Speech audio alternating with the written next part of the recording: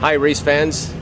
Round 4 of the Canadian Superbike Championships by Parts Canada is now a piece of history. It is complete, and such a day it was here at St-Eustache.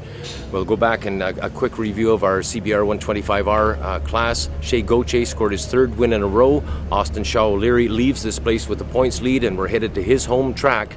And I think Gauthier is headed there. We're going to have a real battle for the national championship in that Honda CBR 125R challenge.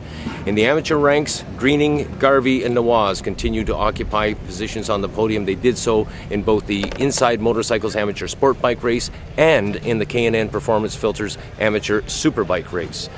In the XR 1200 race, well, Mr. Crevier did it again. It took him a while to get there, but he got up front and then he went for a bit of a walk, winning the race by a substantial margin over Darren James and Cody Matichuk.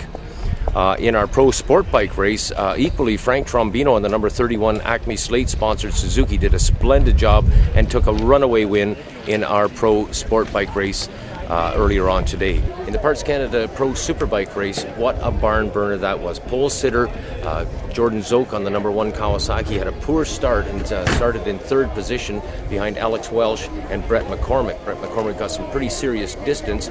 Zoke rather was finally able to get past Welsh and started to close just a bit, but wasn't really making any inroads on McCormick until they got into lap traffic, and there was a ton of it here. At one point, McCormick was almost brought to a stop by the lap traffic, and Zoke was able to close up. The crowd here was going absolutely nuts as Zoke was going to work on McCormick.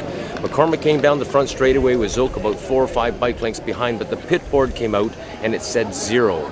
And that is what McCormick saw. He knew Zoke was right on his you-know-what, and at that point he just turned on the afterburners, winning the race by not by a substantial margin that we've seen in the past few races. This time McCormick had to work for it. Our next stop on the Canadian Superbike Tour by Parts Canada is at Shubenacadie, Nova Scotia for round 5.